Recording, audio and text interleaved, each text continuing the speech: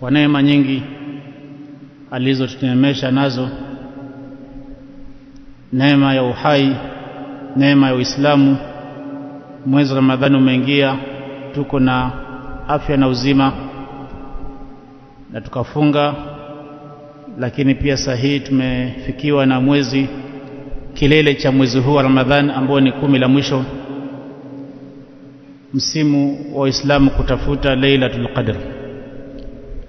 Na kwa hivyo yatakiwa kila Muislamu ajitahidi katika ibada zaidi kuliko alivyokuwa anajitahidi katika 10 la kwanza na la pili, kama alivyosema Aisha radhiallahu anha ya kuwa Mtume alikuwa anajitahidi katika 10 la mwisho zaidi kuliko alivyokuwa anajitahidi kabla ya hapo. Na Mtume sallallahu alaihi wasallam alikuwa ikifika 10 la mwisho anahuisha usiku kwa ibada, na kisha anajifunga kibwebwe, anajitenga na wake zake, na pia anaonesha ishara kuwa yuko tayari kufanya juhudi kubwa katika ibada. Lakini pia Mtume alikuwa anaamsha wake zake ili pia waweze kushiriki katika ibada. Mada yetu tangu mwanzo wa mwezi wa Ramadhani ilikuwa ni masala ya dua, masala ya dua. Na kwa hivyo leo Allah subhanahu wa ta'ala akitujalia tutaendelea kuzungumzia mada hiyo. Leo tukizungumzia kuhusu mada ya mwisho katika mada hii ambayo ni adabu dua. Dua ina adabu zake tulizizungumzia, lakini pia dua ina wakati wake na ahwali zake ambazo ni bora Muislamu kuomba dua katika nyakati hizo. Miongoni mwa wakati bora zaidi Muislamu kuomba dua, anapata fursa hiyo anatakiwa jitahidi sana katika dua, ni usiku wa Lailatul Qadri. Qala al-Imam Shawkani, anasema Imam Shawkani, qad nataqa al-kitabu al-azizu bi sharafi tilka al-laila, hakika kimeongea kitabu kitukufu kuhusu utukufu wa usiku huo. Qala ta'ala, alisema Allah, wama adraka ma Lailatul Qadri, Lailatul Qadri khairun min alf shahr tanazzalu al-malaikatu war-ruhu fiha bi'idhni rabbihim min kulli amr salamun hiya hatta matla'il fajr. Aya zote hizi zinazungumzia kuhusu utukufu wa usiku huo. Allah anasema ya kuwa usiku huo kwa fadhila yake na utukufu wake, mwenye kuwahi kuupata usiku huo akiwa katika ibada ni sawa na aliyepata miezi 1000. Miezi 1000 ni sawa na miaka 83 na miezi kadhaa. Na ni usiku ambao Allah anasema kuwa malaika huteremka kwa wingi sana pia kuja kuhudhuria na kushuhudia ibada siku hiyo, akiwemo Jibril alayhi salam. Na ni usiku ambao huwa una salama na una amani mpaka alfajiri ingie. Mtume sallallahu alayhi wasallam alieleza kuhusu usiku huo, man qama lailatal qadri imanan wa ihtisaban ghufira lahu ma taqaddama min dhanbihi, atakisimama usiku wa Lailatul Qadri imanan na ihtisaban, akiwa na imani na ihtisaban, akifanya hivyo kwa ikhlas, kwa kutarajia malipo kutoka kwa Allah, ghufira lahu ma taqaddama min dhanbihi, atasamehewa madhambi yaliyotangulia. Hadithi iliyopokewa na Imamu al-Bukhari. Wa mimma yadullu ala anna ad-du'a fiha mujabun, na kinachoonesha kuwa dua katika usiku huo ni yenye kujibiwa, ma warada an Abi Buraidata qalat Aisha radhiyallahu anha ya nabii Allah. Buraida anasema kuwa Aisha radhiyallahu anha alisema, ewe nabii wa Allah, araaita in wafaqtu Lailatul Qadri, waonaje Mtume niambie ikiwa nitafikiana na usiku huo wa Lailatul Qadri, ma aqulu fiha, niseme nini ndani yake? Qala, Mtume akasema, taqulina, useme Allahumma innaka afuwun tuhibbul afwa fa'fu anni. Allah, innaka, kwa hakika wewe, afuwun, ni mwingi wa kusamehe, tuhibbul afwa, unapenda kusamehe, fa'fu anni, nisamehe. warada fi fadli, lakini pia imekuja katika fadla ya usiku huu ya kuwa ni usiku ambao yatakiwa Muislamu ajishughulishe sana na ibada ya swala qiyamul layl. Akiwa ataweza Muislamu aswali tahajjud, lakini pia alete adhkar, aombe dua, akiwa anaweza hata kutoa sadaka pia atoe. Na ndio sababu napata kuwa Uislamu wanajitahidi sana katika 10 hili. Wengi ukiamka katika tahajjud utapata kuwa wanakuja wengi hata kuliko walivyokuwa wanakuja katika tarawih. Na hiyo ni kuonesha umuhimu wa Uislamu kuelewa fadhila siku hii. Siku nyingine ambayo pia ni muhimu Muislamu kuomba dua anapokuwa katika siku hiyo ni siku ya Arafa. Mtume sallallahu alaihi wasallama alisema khairu du'ain du'au yaumi Arafa, dua bora zaidi ni ile dua inayoombwa siku ya Arafa. Wa khairu ma qultuhu ana wan nabiyuna min ba'di min qabli la ilaha illa Allah wahdahu la sharika la, mpaka mwisho. Mtume sallallahu alaihi wasallam anasema ya kuwa dua bora zaidi ni dua inaoombwa siku ya yaumu Arafa, kuonesha kuwa Muislamu anapokuwa katika siku hiyo, na ni siku ambayo huwa dua hizo zinaombwa mchana kuanzia zawali, yani kuanzia jua kupinduka baada ya salatu dhuhur, na huwa mahujaji wanaswali dhuhur na asr pamoja, yani jamu takdim. Baada tu ya hapo sasa wanaelekea katika kumwomba Allah subhanahu wa ta'ala, kila mmoja akimwomba Allah khairi ya dunia na akhira. Lakini zaidi yatakiwa Muislamu akithirishe siku hiyo atakapojaliwa kuwa katika Arafa kusema la ilaha illa Allah, kwa sababu Mtume alisema kuwa hiyo ndio dua bora zaidi ambayo yeye aliomba, na hata mitume walikuwa kabla yake kuomba dua hiyo.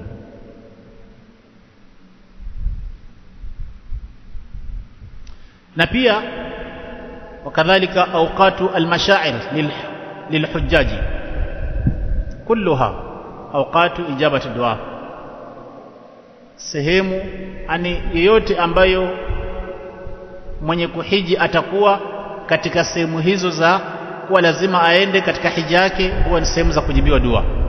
Kwa mfano awe Mina, awe Muzdalifa, awe Arafa, awe katika Ramil Jamarat, sehemu zote hizo, akiwa Makka katika tawafu, awe katika sa'i, sehemu zote hizo ni sehemu ambazo ni za kujibiwa dua.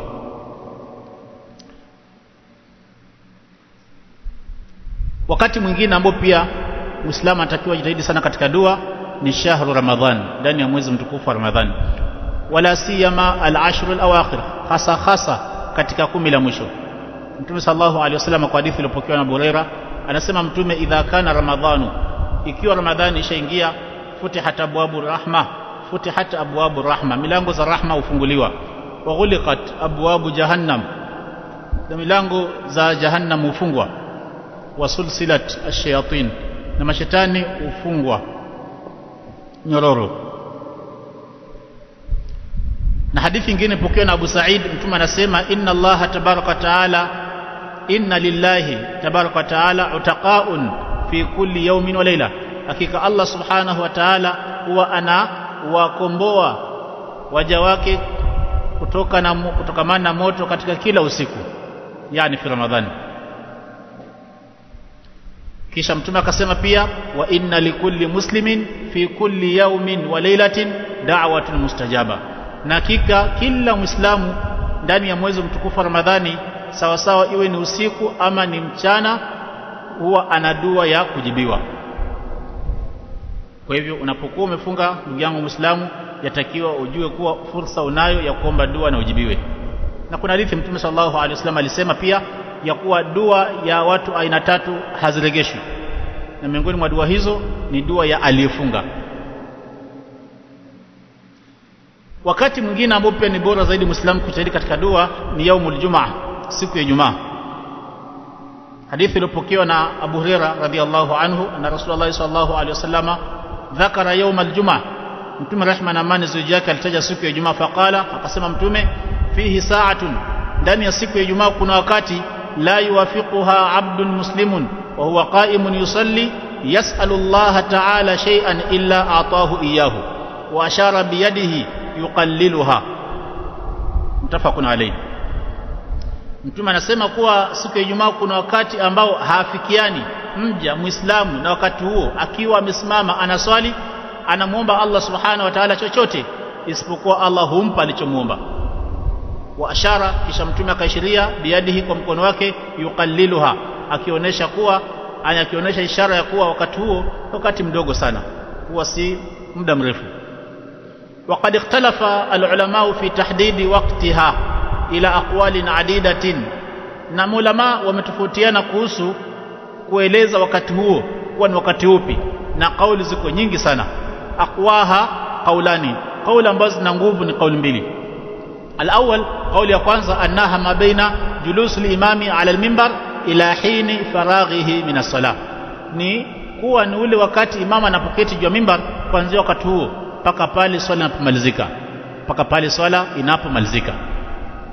Wayadullu ala dhalika hadithu abi burdata, na yaonesha hivyo hadithi iliyopokewa na Abu Burda ibn Abi Musa al-Ash'ari, anna Abdullah ibn Umar radiyallahu anhuma qala, Abdullah ibn Umar alisema lahu, kumwambia,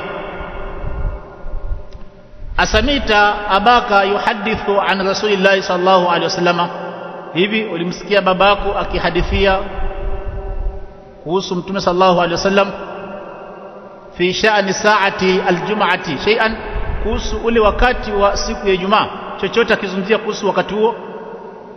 Alikuwa akimaanisha Abu Musa, kama Abu Musa alimwambia mtoto wake kuhusu wakati huo. Je, babaka alikwambia kuhusu wakati huo ni wakati gani, ama ulimsikia akizungumzia kuhusu wakati huo? Qala, akasema Abu Burda, naam, ndio. Sami'tuhu yaqulu, limsikia akisema, sami'tu Rasulullah sallallahu alaihi wasallam yaqulu. Abu Musa al-Ash'ari alisema kuwa alimsikia Mtume rehma na amani juu yake akisema, hiya ma baina ay yajlisa al-imam ila ay tuqdha as-salatu, ila an tuqdha as-salatu, ni baina ya imam kuketi kwenye mimbar mpaka swala imalizike. Na hadithi hiyo impokewa na Imamu Muslim. Kwa maana kuwa Muislamu anatakiwa imam anapopanda tu juu ya mimbar aweze kujitahidi kuomba dua kuanzia wakati huo mpaka mwisho wa swala. Lakini sasa imam anapokuwa amepanda juu ya mimbar, unaweza kuomba dua ikiwa pengine hajaanza khutba. Mfano, muadhini anapokuwa anaanza kuadhini, unatakiwa ujibu adhana vile muadhini adhini, pia ujibu. Baada ya adhana, kawaida imamu huwa anatulia kidogo kabla hajasimama, kwa kuwa hapo inatakiwa dua iombwe. Imam pia anaomba dua hiyo. Sasa wakati kuwa imam ametulia, anaomba ile dua ambayo ni Allahumma salli wa sallim ala nabiyina Muhammad, ama unaweza kusoma salatu ibrahimia, kisha baada hapo Allahumma rabba hadhihi da'watu tama mpaka mwisho. Sasa unaweza kuomba hiyo dua, na kisha ukishamaliza pia kuomba dua yako kabla imam kuanza khutba. Lakini imam akishaanza khutba inatakiwa sasa utulie umsikize. Lakini pia imam akishamaliza khutba yake akiketi kati ya khutba mbili, pia unaweza kuomba dua, sababu hapo sasa hutubu. Akisimama akiendelea na khutba unanyamaza. Hivyo pia katika swala, pia kwenye sijida unaweza kuomba dua baada ya kuleta zile adhkar za swala, na pia hata kwenye tahiyya unaweza kuomba dua baada ya kumaliza salatu ibrahimia, na hata dua ya kumwomba Allah kuepusha na mambo manne. Kwa kumaanisha kuwa huo ndio wakati wa kwanza. Wakati wa pili, annaha ba'da al-asri ila ghurubi shamsi, ni baada ya swala ya alasiri mpaka jua lizame. Wa min adillati hadha al-qawl, na miongoni mwa dalili za kauli hii, ni hadithi an Abdullah ibn Salam radiyallahu anhu qala, alisema sahaba huyo Abdullah, qultu, nilisema, wa Rasulullah sallallahu alaihi wasallam jalisun, na Mtume sallallahu alaihi wasallam alikuwa ameketi. Inna najidu, huyo Abdullah ibn Salam kabla ya kuslima alikuwa ni Myahudi. Kosa anasema yeye alisema na Mtume alikuwa ameketi, namsikia ya kuwa inna najidu, akasisi Mayahudi tulikuwa pata katika vitabu vyetu fi kitabillahi, katika kitabu cha Allah ambao ni bila shaka ni Taurat, ndio kitabu ambacho alikuwa anakisoma, fi yaumil jum'ati sa'atan la yuwafiquha 'abdun muslimun wa huwa fi salati, yani siku ya Ijumaa kuna wakati ambao haafikiani mja muislamu na wakati huo, wa huwa fi salat, akiwa katika sala, fa yas'alullah, na kisha akamwomba Allah shay'an, chochote, illa atahu ma sa'alahu, isipokuwa Allah humpa alichomuomba. Fa ashara Rasulullah sallallahu alaihi wasallam yaqulu ba'du sa'atin, Mtume sallallahu alaihi wasallam akaishiria kwa kumwambia Abdullah ibn Salam ya kuwa si siku ya juma nzima, bali ni wakati fulani tu, ni muda mchache. Qala qultu, Abdullah ibn Salam anasema nikasema, sadaqa Rasulullah, Mtume amesema ukweli. Qala Abu Nadhr, akasema Abu Nadhr. Qala Abu Salama, akasema Abu Salama, sa'altuhu, nikamuuliza, ayu sa'atin hiya, ni wakati gani huo? Qala, akasema akhiru saati nahari, akhiru saati nahari, ni zile saa ama ni ule wakati wa mwisho mwisho wa mchana. Faqultu innaha laysat bisaati salatin, wakati huo si wakati wa swala, kwa sababu huwa tayari ushaswali asr na bado maghrib haijaingia. Sasa itakuwaje hadithi inasema kuwa uwe ndani ya swala na ile hali wakati huo hakuna swala? Faqala bala, akasema Abdullah ibn Salam, kwa nini? Ni hivyo kweli, innal abda almuslima, hakika mja muislamu, fi salatin, huwa anahesabiwa kuwa yuko ndani ya swala, idha salla, pindi atakapokuwa ameswali, thumma qada, kisha akaketi baada ya swala, shamaliza swala yake, fi musallahu, mahala ambapo ameswalia, la yahbisuhu illa intidharu salati, na hakuna kilichomzuia bakia hapo isipokuwa ni kungoja swala nyingine ifike. Kwa mfano muislamu ameswali asr na akaamua kuwa atabakia msikitini mpaka maghrib, anahesabu kwa yuko kwenye swala. Ama hata akatoka akaenda, kisha aliporejea karibu na maghrib akaswali raka 2 tahiyat masjid, kisha akaketi akawa anangoja maghrib ifike, na muda huo akawa anaomba dua, anahesabu kwa yuko ndani ya swala. Warajaha alqawla athani Ibn al-Qayyim rahimahullahu ta'ala, na Ibn Qayyim akatilia nguvu kauli hii ya pili.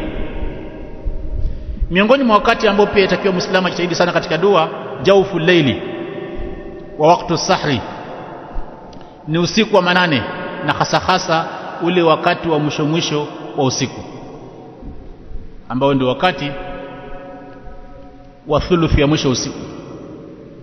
Allah subhanahu wa ta'ala alisifu wenye kumuomba istighfar wakati huo, akasema wal mustaghfirina bil ashar, na wale wenye kuomba istighfar katika wakati huo wa al ashar, ani wa thuluthi ya mwisho usiku.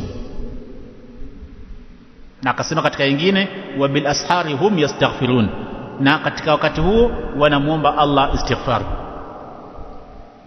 Na hadithi ilipokewa na Amr ibn Abasa radiyallahu anhu, annahu sami'a an-nabiy sallallahu alayhi wasallam yaqulu, Amr ibn Abasa anasema alimsikia Mtume rehma na amani ziji yake akisema, aqrabu ma yakunu al-'abdu min rabbih fi jawfi al-layl al-akhir, wakati ambao mja huwa yuko karibu na Mola wake ni pale anapokuwa katika usiku wa mwisho mwisho kabisa, wakati wa mwisho mwisho usiku.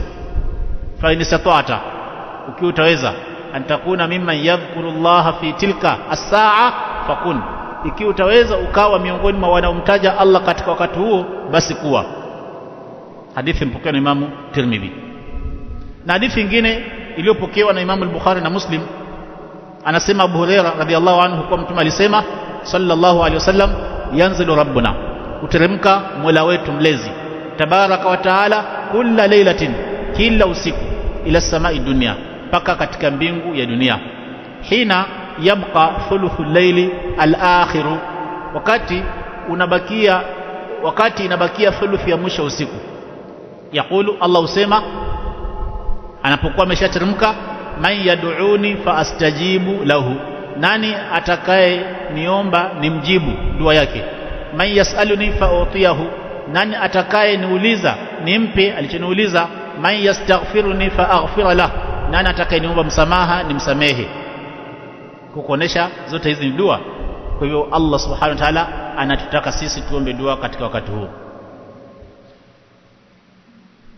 Lakini hadithi nyingine iliyopokewa na Imam Muslim an Jabir qala, nasema Jabir radhiyallahu anhu, sami'tu Rasulullah sallallahu alaihi wasallam yaqulu, limsikia mtume rehma na amani za juu yake akisema, inna fil layli la sa'atan, hakika ndani ya usiku kuna wakati, la yuwafiquha rajulun muslimun, hafikiani na wakati huo mwanamume muislamu na hata mwanamke pia, yasalullah khairan, akiwa anamuomba Allah jambo la khairi, min amri dunya wal akhirah, katika mambo ya kidunia na akhira, illa atahu iyahu, isipokuwa Allah humpa jambo hilo, wadhālika kulla laylatin, na huwa ni kila siku jambo hilo. Wakati mwingine ambao pia yatakiwa muislamu ajitahidi sana katika kuomba dua, inda nidai bisalawati almaktubatin, wakati kunapoadhiniwa swala ya faradhi. Baada tu ya swala ya kuadhiniwa hivi, basi ukiomba dua, huwa dua hiyo kuna matumaini makubwa sana ya kujibiwa. Hadithi iliyopokewa na Sahl ibn Sa'd radhiyallahu anhu qala, qala Rasulullah sallallahu alaihi wasallam, alisema mtume rehma na amani juu yake, fintani la turaddani, dua mbili hazilegeshwi, au qallama turaddani, ama ni kwa uchache sana kuregeshwa hizo dua. Adduau inda nidai, dua wakati wa muadhini, wa inda albasi, na wakati wa vita vya jihadi, hina yulhimu ba'dhuhum ba'dha, wanapokuwa wanajeshi wa Kiislamu na wanajeshi wa makafiri wamechanganyika, wameingiana wenyewe kwa wenyewe. Hadithi mpokewa na Imam Abu Daud na Sheikh Albani amesahihisha katika Sahih Sunan Abi Daud. Kwa hivyo wakati kunaadhiniwa ndio sasa yatakiwa Muislamu aombe dua, si eti baada ya adhana, wakati kunaadhiniwa. Lakini hata pia baada ya adhana pia ukiomba dua, pia ni wakati wa kujibiwa dua, kama alivyopokea Anas bin Malik radhiyallahu anhu hadithi kutoka kwa mtume rehma na amani juu yake, anasema mtume, adduau la yuraddu baina al-adhani wal iqama, dua hairegeshwi baina ya adhana na iqama. Lakini pia nyakati zingine ambazo pia yatakiwa Muislamu ajitahidi katika dua ni baada ya swala, ani mwisho wa swala, na swala za faradhi hapa. Hadithi iliyopokewa na Abu Umama al-Bahili radhiyallahu anhu qala, qila li rasulillahi sallallahu alaihi wasallam, mtume rehma na amani juu yake aliambiwa, ayu duai asma, ni dua ipi ambayo inasikizwa zaidi? Qala, akasema mtume, jawfa al-layli al-akhir, ni dua inaombwa katika ndani ya usiku wa mwisho kabisa, mwisho wa usiku. Kisha akasema wa dubura salawati al-maktubatin, na mwisho wa swala za faradhi. Asa dubur hapa haimaanishi ni baada ya salamu, ni kabla ya salamu. Lakini pia hata baada ya salamu pia unaweza ukaomba, lakini sasa kabla ya salamu ndio bora zaidi, kabla ya salamu ndio bora zaidi, kama alivyosema mtume sallallahu alaihi wasallam ya kuwa mtu akishamaliza muomba Allah subhanahu wa ta'ala amwepushe na mambo manne mabaya, Allahumma inna a'udhu bika min adhabi jahannam wa min adhabi al-qabri wa min fitnati al-mahya wal-mamat wa min fitnati al-masih dajjal. Na pia unaweza kuongeza Allahumma inna a'udhu bika min al-mathami wal-maghrib. Baada ya hapo sasa unaomba dua zako ambazo utajaliwa kuomba. Sasa ni wakati ambao pia kuna matumaini makubwa ya kujibiwa dua. Lakini pia kuna hali fulani Muislamu anapokuwa katika hali hizo, anatakiwa ajue kuwa ndio hali ambazo akiomba dua ni haraka kujibiwa. Hali ya kwanza ni wakati mvua yanyesha, inda nuzuli al-ghaithi. Hadithi iliyopokewa na Sheikh Albani akasahihisha hadithi hiyo katika silsila hadithi sahiha, na akasema kuwa ni hadithun hasan. Mtume anasema kuwa utlubu ijabata duai inda iltiqa'il juyushi wa iqamati salati wa nuzuli al-matar. Utlubu, anitakeni ijabata duai, kujibiwa dua, inda iltiqa'il juyush, wakati majeshi yamekutana, majeshi ya makafiri na waislamu, wa iqamati salati, ni wakati ukimu sala, wa nuzuli al-matar, ni wakati wa mvua inanyesha, wakati mvua yanyesha. Lakini wakati mwingine pia hali nyingine ni wakati wa kunywa maji ya Zamzam ukiwa na nia njema. Mtume sallallahu alaihi wasallam anasema kwa hadithi iliyopokewa na Jabir bin Abdullah, hadithi iliyosahihishwa na Sheikh Albani katika Sahih al-Jami, Mtume anasema kuwa ma'u Zamzam lima shuriba lahu, ma'u Zamzam lima shuriba lahu. Maji ya Zamzam huwa ni vile utakavyoomba dua wakati wa kunywa maji hayo, na ni ile nia utakayokuwa nayo wakati wa kunywa maji hayo. Kwa unakunywa kwa nia kuwa unataka ujibiwe dua gani au unataka ufanywe na Allah kitu gani. Lakini pia wakati mwingine, hali nyingine ni wakati Muislamu amesujudu. Wakati Muislamu amesujudu inatakiwa kithirishe zaidi dua. Hadithi iliyopokewa na Imam Muslim an Ibn Abbas radhiyallahu anhuma anna an-nabiy sallallahu alayhi wasallam qala ala wa inni nuhitu an aqra al-Qur'ana raki'an au sajidan. Tuma nasema hakika mimi nimekatazwa kusoma Qur'ani ikiwa katika rukuu na nikiwa katika sida. Fa amma ruku'u fa'azzimu fihi rabb, ama katika rukuu mtukuzeni Allah, semeni subhana rabbiyal azim. Wa amma sujudu, ama katika sida fajtahidu fi du'a, jitahidini katika dua. Fa qaminun an yustajaba lakum, fa qaminun an yustajaba lakum, kwani kuna uhakika wa kujibiwa dua unapoomba ukiwa katika sida. Hadithi mpokewa na Imamu Muslim. Lakini Muislamu anapokuwa mfano katika sida na akasoma Qur'an ambayo Qur'an ile yeye hakusudi kuisoma, isipokuwa anakusudia kuomba dua. Kwa hivyo hakusudi kusoma Qur'an na kusudia kuomba dua, lakini ni dua ambazo zimetajwa kwenye Qur'an, hakuna makosa. Mfano kama kusema rabbana atina fid dunya hasana wa fil akhirati hasana wa qina adhaban nar, hapa hakuna makosa. Ama kusema rabbana la tuzigh qulubana ba'da idh hadaitana wa hab lana min ladunka rahma innaka antal wahhab, hakuna makosa hapo. Ama rabbana innana sami'na munadiyan yunadi lil imani an aminu bi rabbikum fa amanna rabbana faghfir lana dhunubana wa kaffir 'anna sayi'atina wa tawaffana ma'al abrar, na dua zingine ambazo zimekuja katika Qur'an. Ukiomba dua hizo ukiwa katika sijda, licha kuwa ni aya katika Qur'ani, lakini kwa vile nia yako ni dua, maulama wamesema kuwa ni sawa, la harja fi dhalika bi niyyati dua. Lakini pia hali nyingine ambayo atakiwa pia Muislamu ajitahidi kuomba dua ni wakati wa msiba. Muislamu anapata na msiba, basi nitakiwa ombe dua. Salama radhiyallahu anha mpokea hadithi, anasema kuwa alimsikia Mtume rehma na amani zije yake akisema, ma min muslimin, hakuna muislamu yeyote, tusibuhu musibatun, atakayepatwa na msiba, fayaqulu, kisha kasema, ma amara Allahu, alichoamrishwa na Allah aseme nacho nini, inna lillahi wa inna ilayhi raji'un. Kisha ukaomba dua ukasema, Allahumma ajirni fi musibati wa akhlif li khairan minha.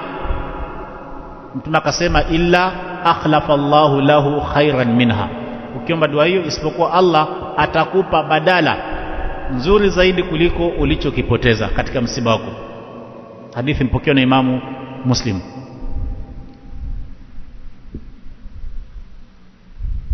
Lakini pia miongoni mwa dua ambazo huwa zinajibiwa kwa haraka ni Muislamu anapokuwa anamwombea ndugu yake Muislamu, tena labda namwombea na hayuko huyo ndugu yako. Hadithi iliyopokewa na Ummu Darda annaha qalat li Safwan, alisema Ummu Darda kumwambia Safwan, aturidu alhajja, je unataka kwenda kuhiji alama, mwaka huu? Qultu na'am, akasema Safwan ndio. Qalat, akasema Ummu Darda, fad'u Allah lana bi khairin, basi ukienda tuombee Allah khairi. Fa inna an-nabiyya sallallahu alayhi wasallam kana yaqulu, kwani Mtume rehma na amani ziji yake alikuwa akisema, da'watul mar'il muslim li akhihi, dua ya mtu ambaye ni Muislamu akawa anamwombea ndugu yake, bi dhahril ghaibi, tena akawa ndugu yake yule hayupo, mustajabatun, huwa dua ile ni yenye kujibiwa. Inda rasihi malakun, kwenye kichwa cha yule mwenye kuomba kuna malaika muwakkalun, ambaye amepewa jukumu lenyewe ni kuwa kullama daa, kila anapoomba kumwombea ndugu yake, li akhihi bi khairin, akawa anamwombea khairi, qala almalaku, yule malaika usema, almuwakkal bihi, ambaye amewakilishwa kwa jukumu hilo, huwa anasema amin walaka bimithlin, ani Allah jibu dua hiyo na wewe pia upate mfano wake. Miongoni pia mahali ambazo atakiwa Muislamu ajitahidi kuomba dua, akijua kuwa akiomba dua wakati huo anajibiwa kwa haraka, ni wakati anadhulumiwa. Wakati anadhulumiwa, Mtume sallallahu alaihi wasallam anasema, hadithi iliyopokewa na Ibn Abbas, yapatikana katika Sahih al-Jami, da'watul madhlumi mustajabatun, dua ya mwenye kudhulumiwa hujibiwa. Wa in kana fajiran, hata yule aliyedhulumiwa akiwa ni muovu, fafujuruhu ala nafsihi, uovu wake ni juu ya nafsi yake, lakini dua anayoomba madama anadhulumiwa inajibiwa. Na hadithi nyingine pokeana Ibn Abbas pia ya kuwa Mtume sallallahu alaihi wasallam alipomtuma Muadh aende Yaman, Mtume alimwambia wattaqi da'watal madhlumi, Mtume alimwambia Muadh, ogopa sana na tahadhari na dua ya mwenye kudhulumiwa, fa innahu laysa bainahu wa baina Allah hijabun, kwani hakuna kati ya dua hiyo na Allah hijab, pazia. Miongoni pia mwa adabu ambazo atakiwa Muislamu awe nazo wakati wa kuomba dua, tazitaja tuko haraka haraka kwa sababu ya muda, naona umeyoma. Ni Muislamu awe na tahara, lakini pia Muislamu aelekee kibla. Mambo yote yana hadithi, lakini naona muda hautoshi kusoma kila jambo na hadithi yake. Na pia Muislamu kuinua mikono, ingawa nitakuja itabidi nieleze kidogo kuhusu hapa mahala pa kuinua mikono. Maulama wanasema kuwa kuinua mikono kuna hali tatu. Kuinua mikono wakati wa kuomba dua kuna hali tatu. Hali ya kwanza, ayakuna nabiyu daa fi tilka almawtin wa rafa'a yadaini, ni kuwa iwe ni mtume aliomba dua wakati kama huo na mahala kama hapa ambapo unaomba dua, na kisha akainua mikono. Farafuhuma sunnatun wa ibadatun, sasa inakuwa kuinua mikono mahala hapo ni sunna na pia ni ibada. Mfano kama karafi'i inda duai ba'da ram'il jamarati, mfano kama kuomba dua wakati unapokuwa ushatupa mawe katika mashimo mawili, jamaratu sughra na al-wusta. Yatakiwa Muislamu baada ya kutupa mawe 7 unasonga pembeni, kisha unainua mikono unaelekea nini, al-Kaaba, alafu unaomba dua. Kisha unaenda katika shimo la katikati pia unatupa mawe 7, shamaliza unaenda pembeni, alafu unainua mikono unaelekea al-Kaaba, unaomba dua. Sasa hapo imethibiti kuwa Mtume alikuwa akiinua mikono, na hata pia imethibiti kuwa Mtume alikuwa akiinua mikono akipanda Safa, akiwa juu anageuka anaangalia kibla Kaaba, alafu anaanza kuomba dua. Na pia akifika Marwa pia ni hivyo hivyo. Na pia wakati wa istisqa imethibiti kuwa Mtume alikuwa akiomba na akainua mikono. Na pia mfano katika swala ya witri Mtume alivyomfundisha nani, Al-Hasan, kuomba dua hiyo. Kwa hivyo hiyo ni hali ya kwanza. Hali ya pili, ayunqala anna an-nabiyya daa fi tilka al-mawtin wa lam yunqal minhu ar-raf'u, ithibiti ya kuwa Mtume kuna sehemu aliomba dua lakini haiji kupokewa kuwa alinua mikono. Wa fi hadhihi al-hala, katika hali kama hiyo, yakunu raf'u bid'ah, inakuwa sasa kuinua mikono ni bid'ah. Ikiwa Mtume imethibiti kuwa hiyo sehemu Mtume alinua mikono, aliomba dua lakini hakuinua mikono, kisha wewe sasa unaomba dua na unainua mikono, hapo itakuwa umeenda kinyume. Mfano wake ni kama kuomba dua wakati wa Ijumaa. Khatiba anapokuwa juu mimbar akiomba dua, Mtume alikuwa akiomba dua lakini alikuwa hainui mikono, badala yake alikuwa akiinua tu kidole, ishara ya shahada. Na pia wakati mwingine, mfano kama wakati wa tawafu, Mtume imethibiti kuwa alikuwa akiomba lakini alikuwa hainui mikono kwenye tawafu. Sasa nitakiwa Muislamu pia omba bila kuinua mikono. Na pia katika sa'i baina Safa al Marwa, ukiwa pale juu ya mlima ndio unaomba, lakini sio ukianza kuteremka utakuwa unaomba dua lakini bila kuinua mikono. Nadhani hapa itakuwa imeeleweka. Na mfano mwingine ni kuwa mfano kama baada ya swala Mtume alikuwa pia akiomba dua, lakini alikuwa hainui mikono, haikupokea kwa alinua mikono, bali yeye mwenyewe alimfundisha Muadh akamwambia, inna uhibbuka fillahi fala tad'anna dubra kulli salatin an taqula allahumma a'inni ala dhikrika wa shukrika wa husni ibadatika. Hiyo dua hiyo, lakini hakumwambia kwa inua mikono. Hali ya tatu, alla yunqala minhu halun la raf'un wala dua. Hali ya tatu ni kuwa isipokewe kwa mtume kuwa mtume aliinua mikono na pia mtume aliomba wakati huo, walakin thabata annahu mawtinu ijaba, lakini ikawa imethibiti ya kuwa ni katika sehemu za kujibiwa dua, au kana mutlaqan, ama ikawa imachwa hivyo hivyo ya kuwa anaitaka aombe na yanataka asiombe.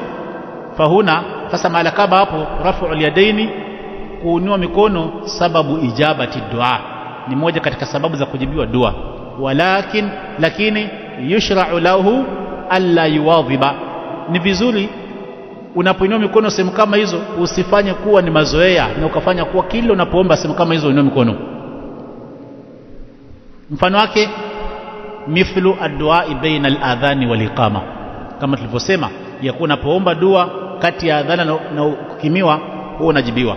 Lakini sasa mtume amesema hivyo kuwa ni sehemu za kujibiwa dua, lakini haikupokewa kuwa mtume aliomba ama haikupokewa kuwa mtume alinua mikono. Lakini mtume alisema, na madama alisema, ina maana kuwa alihimiza watu waombe dua wakati huo. Fayarfa ahyanan, sasa mala kama hapo inatakiwa muislamu wakati mwingine unainua mikono, wala yarfa ahyanan, na wakati mwingine usinue mikono. Miongoni mwa adabu za dua pia ni kuelekea kibla, na hadithi imethibiti kuhusu jambo hilo ambaye inasema, kharaja nabiyu ila hadha almusalla fastasqa fadaa wastasqa thumma istaqbala alqibla wa qallaba ridaahu. Mtume sallallahu alaihi wasallam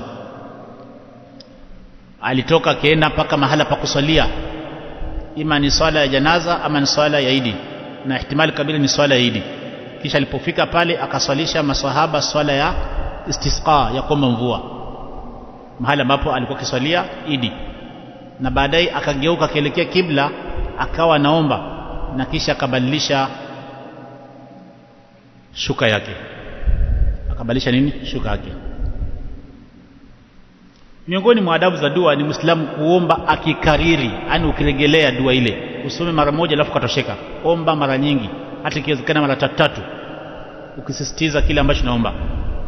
Hiyo pia ni katika adabu za dua. Lakini pia miongoni mwa adabu za dua ni Muislamu kuwa na unyenyekevu wakati wa kuomba dua, uwe na at-tadharru wal khushu' wal raghba wal rahba wa hudhurul qalb. Lakini pia miongoni mwa adabu za dua ni Muislamu uwe unaogopeshwa na madhambi yako na unasikitishwa na madhambi yako, na ukao unaona kuwa huenda haya madhambi ndio yananiletea balaa na hata yanaweza kawa sababu ya kutojibiwa dua, jambo ambalo linakufanya mpaka sasa utubie na kisha umuombe Allah na uende kawa sababu ya kujibiwa dua.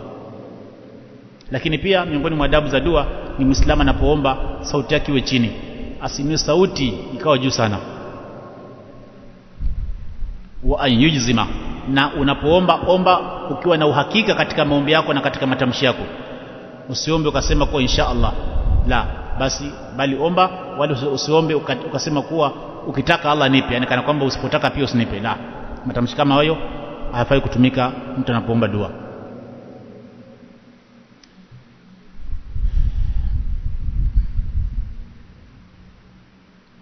Naona tutatosheka na hayo, ingawa kuna mengine ambakia, lakini muda hautoshi kuendelea kwa sababu ya kuhofia kuchosha wasikizaji.